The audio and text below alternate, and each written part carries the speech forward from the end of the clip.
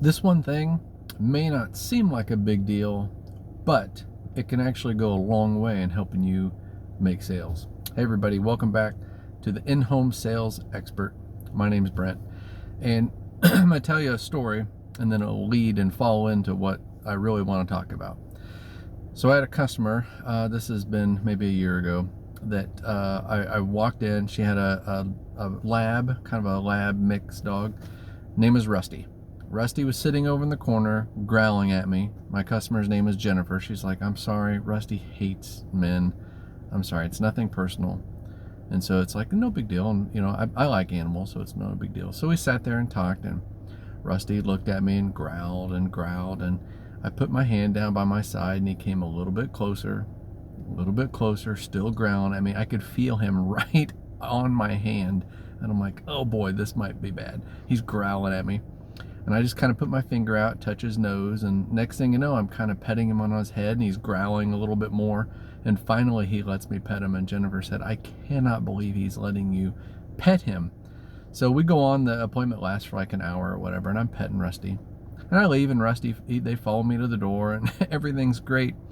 But before I left, she's like, listen, I have another appointment tomorrow with XYZ company. I said, oh boy, okay, well, here are a few things to keep in mind. You know, they're going to stay and high pressure you. Just be careful of that. And if you have any questions, give me a call. So next thing you know, it's like 2 days later, she called me back and she goes, okay, number one, you were right about the company. But number two, Rusty hated him. We're going with you. That wasn't exactly why, but it was just a funny story. My point to this is that animals are a big part of your customers. You may not be an animal person. I am. I love animals, so I want to pet the dogs and cats, and you know, cats are their own deal altogether, but I want to pet everybody. Not everybody wants to be pet, which is fine. But the part to that is customers see your interactions with their pets, and that becomes a big part of whether they're going to trust you or not, right? Building trust and credibility. So when I'm sitting there and I'm figuring out a way to get Rusty to come over, it's building credibility with the customer, realizing, man, okay, this guy, even if he doesn't like animals, he's really trying to be nice to my pet. Because pets to people are like family. It's a huge deal.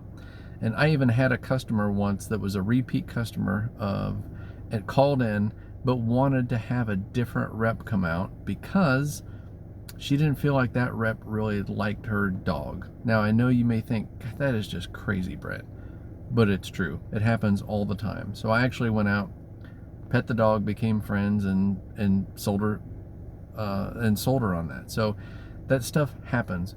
I understand that you're not all pet people. Trust me, I get it. But here's what can help you exponentially in building that trust and credibility with your customers is at least pretend.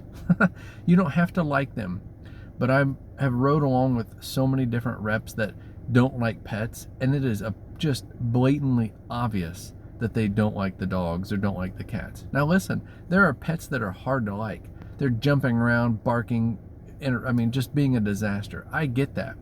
But the key is, just don't act like you can't stand them, right? Just at least act and pretend like, you know, it's gonna be okay. And I know the dog's jumping on me nonstop, but instead of showing frustration, just show patience, deal with it, and move on. And I promise you that those interactions, when your customers see that and see how you're handling it with their pets, that is actually how they're seeing how you're gonna handle them with their project. I know it's hard to believe sometimes, but it makes a huge difference. So remember, build trust, build credibility. You can do it in many different ways, but with animals, that's a big deal. So a couple ways you can find me. If you are serious about in-home sales and getting better, I suggest you subscribe. And we're going through tons of different real life situations like this, and it will help you get better. You can also find me on my website, and I'll put links to that where I have individual training, and I also have a private community where we go over a ton of different things, individual sales situations that you can learn from. So until next time, remember, build trust and build credibility.